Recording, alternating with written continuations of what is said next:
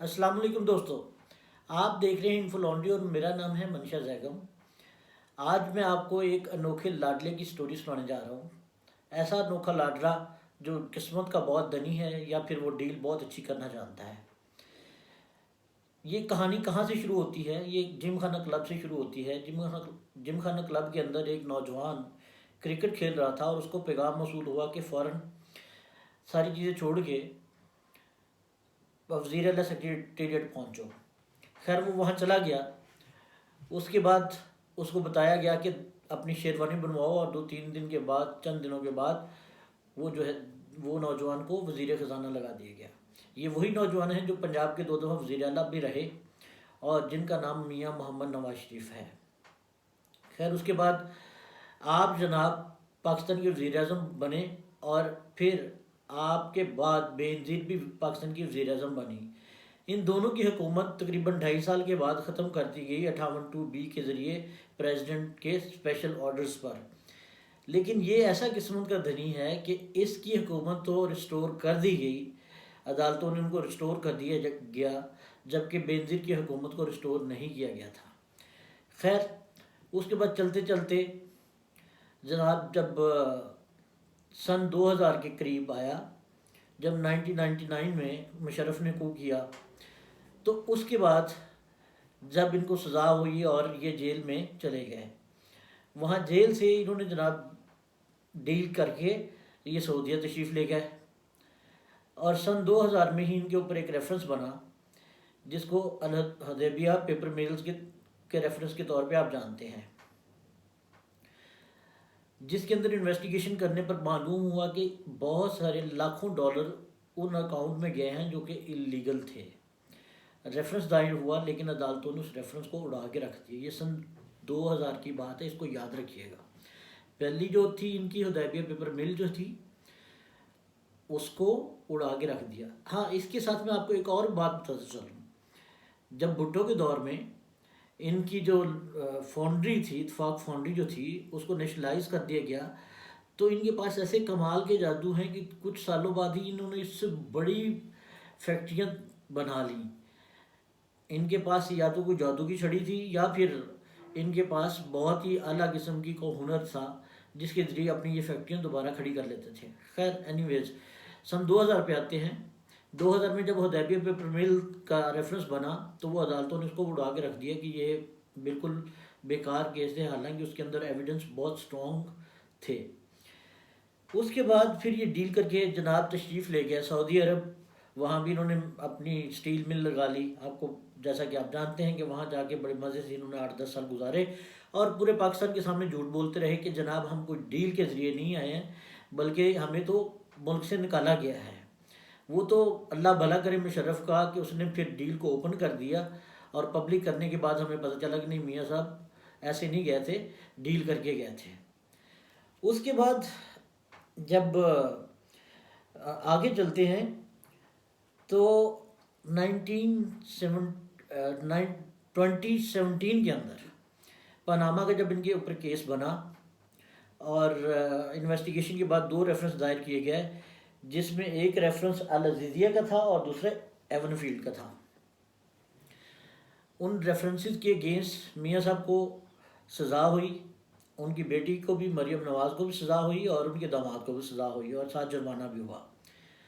لیکن یہ دنیا کا واحد انسان ہے، یہ دنیا کا، یقین کرے دنیا کا واحد انسان ہے جس کو جیل سے نکال کے باہر علاج کے لیے اس کو جو ہے سہولت میسر کی گئی، اور نہ صرف سہولت میسر کی بلکہ ایک 50 روپے کے اسٹامپ فارم کے اوپر ان کو باہر جانے دیا گیا، جو کہ انہوں نے 4 ہفتے کے لیے جانا تھا اور اس کے بعد واپس آنا تھا۔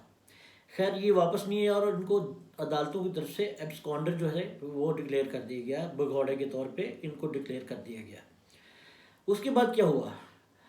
اس کے بعد میاں صاحب نظریاتی ہو گئے اور میاں صاحب نے اپنا سٹانس بنا لیا کہ ووٹ کو عزت دو، اور ساتھ ہی انہوں نے جناب خلائی مخلوق کی بات کرنی شروع کر دی کیونکہ میاں صاحب نظریاتی ہو چکے تھے۔ خیر لندن میں رہتے رہتے وہ نظریات پتہ نہیں کہاں چلے گئے، کیونکہ جب میاں صاحب ابھی واپس آئے ہیں تو نہ تو انہوں نے یہاں آگے کوئی ایسی سٹیٹمنٹ دی ہے اور نہ ہی کوئی ایسا بیان دیا ہے جس کے اندر خلائی مخلوق کی بات کرتے ہوں یا ووٹ کو عزت دینے کی بات کرتے ہوں۔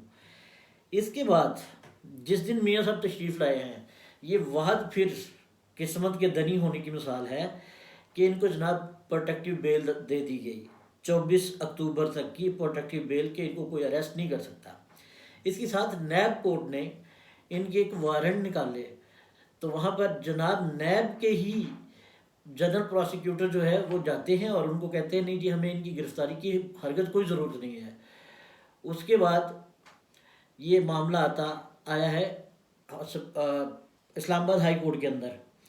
اسلام آباد ہائی کورٹ کے اندر جب جنرل پروسیکیوٹر سے پوچھا گیا کہ آپ میاں صاحب کی گرفتاری چاہتے ہیں، تو انہوں نے کہا نہیں جی ہم تو نہیں چاہتے ہیں، لیکن 2 رکنی بینچ نے ان سے کہا نہیں آپ کی سٹیٹمنٹ کو ہم اتنی ویلیو نہیں کرتے، بلکہ آپ کو چاہیے کہ جا کے اپنی اتھارٹی سے بات کریں۔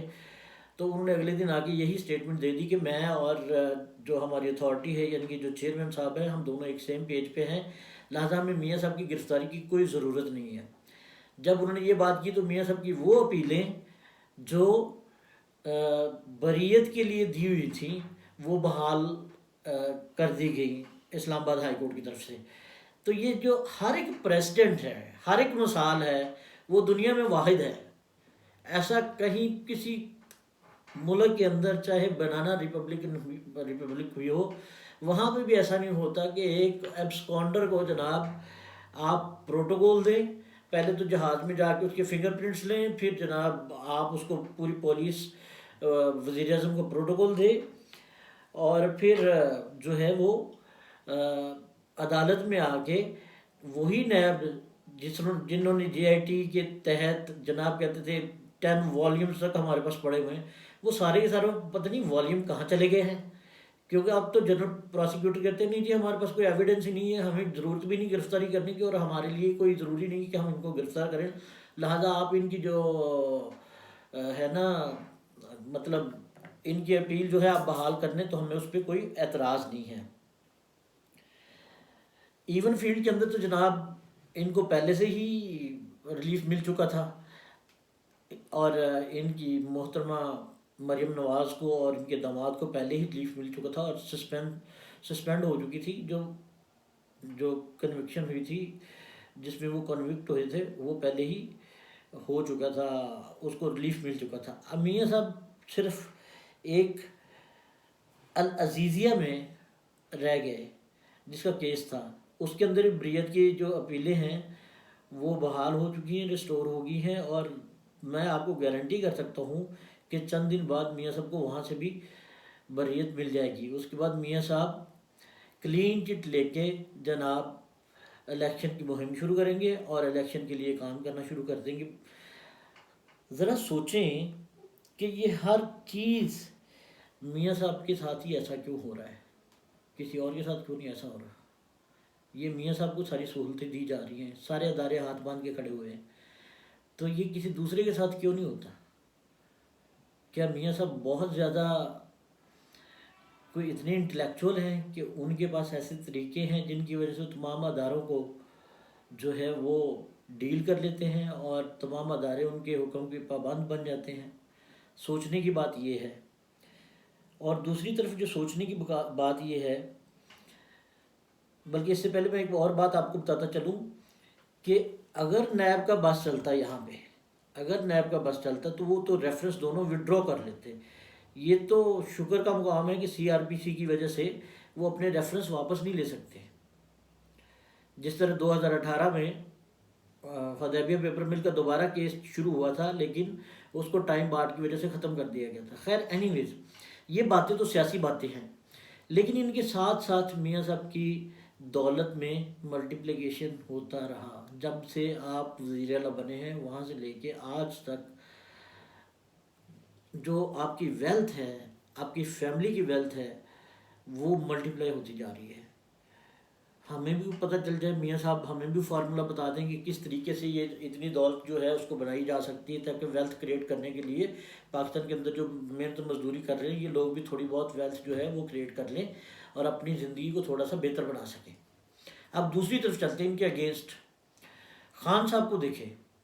واحد انسان ہے پاکستان کے اندر، یہ بھی کہ مثال ہے جس کے اوپر 200 کیس بن چکے ہیں، ڈبل سینچری ہو چکی ہے. کبھی ان کو توشہ خانہ کے کیس کون نہیں جانتا.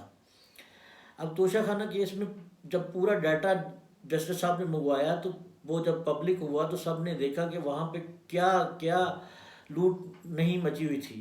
لیکن نہیں، سزا تو عمران خان کو ہی ملنی ہے، کیونکہ خان نے ایک سیٹ قیمت کی، کیونکہ جو ان کو وارہ نہیں کھاتی تھی، یہ 15% پہ 10% پہ چیزیں لے جاتے تھے. خان نے کہا نہیں، اس کی قیمت کم از کم 50% تو ہونی چاہیے نا، تبھی آپ لینی چاہیں چیز لے لیں.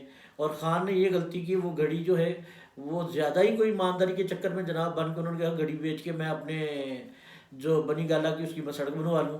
تو خان صاحب کے ساتھ ایسا ہی ہونا چاہیے نا. اور پھر توشہ خانہ سے بھی واپس نہیں ہوتے، سائفر کی طرف چلنا شروع کرتے ہیں. عجیب و غریب بات ہے.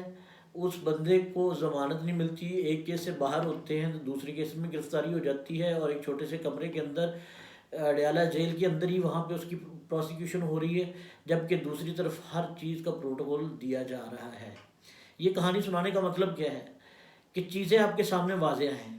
پاکستانی قوم کو یہ بات یاد رکھنی چاہیے، اور خاص طور پہ نوجوانوں کو، کیونکہ نوجوان اکثر ہماری ہسٹری نہیں پڑھتے اور ان کو چیزوں کا علم نہیں ہوتا، یہ ڈے بائی ڈے پہ چلتے ہیں.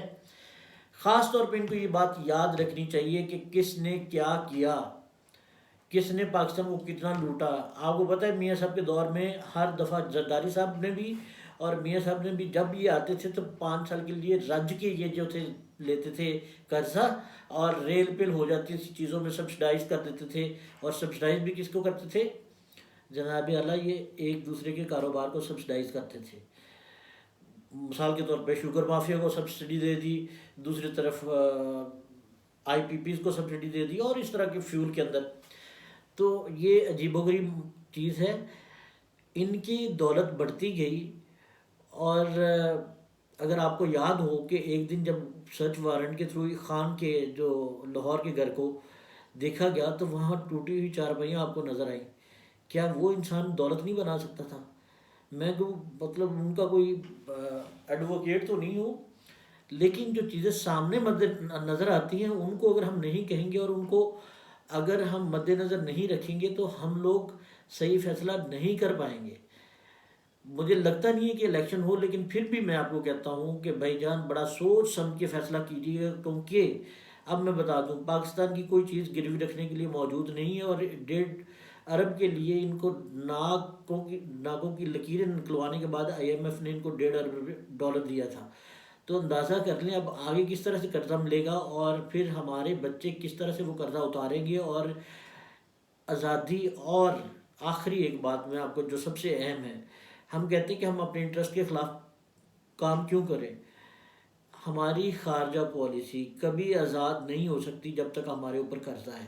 یہ بات سمجھ لیں. اس لیے میں کہتا ہوں کہ ایک تو ابھی تک نظر ہی نہیں آ رہا، نہ کوئی الیکشن کے حالات نظر آ رہے ہیں، لیکن اس کے ساتھ الیکشن ہوتے ہیں تو پھر آپ لوگوں کی یہ ذمہ داری بنتی ہے سوچ سمجھ کر وہ ووٹ کاسٹ کیجیے گا. بیکاز اگر کاسٹ کر لیتے ہیں ایسے انسان کو آپ کا ریپرزنٹیٹیو بن جاتا ہے جو کہ اس کا اہل نہیں ہے اور جس کا مقصد صرف پیسے بنانا ہے، تو پھر نقصان آپ کا اور ہمارا ہوگا. تو یہ جو چیزیں ہیں یہ اویئرنیس ہمیں اپنے بچوں کو اور اپنے ارد گرد کے ایسے لوگوں کو پہنچانی چاہیے جن کو شاید ہسٹری کا اتنا پتہ نہیں ہے، جو شاید کیسز کو پراپرلی جانتے نہیں ہیں. تو اس لیے میں نے یہ سوچا کہ میں آپ کے ساتھ یہ شیئر کر دوں. باقی نیوز تو آپ ڈیلی دیکھتے ہیں، لیکن یہ میں دونوں طرف کا کنٹراسٹ دکھانا چاہ رہا تھا کہ ایک طرف کیا چیز چل رہی ہے اور دوسری طرف کیا چیز چل رہی ہے. اس لیے فیصلہ سوچ سمجھ کر کیجیے گا اور بڑے اچھے طریقے سے اس بندے کو ووٹ دیجیے گا جو واقعی حقدار ہے. Thank you so very much. اور اس چینل کو پلیز سبسکرائب ضرور کریں، آپ کو بہت اچھی انفارمیشن یہاں ملتی رہیں گی. Thank you.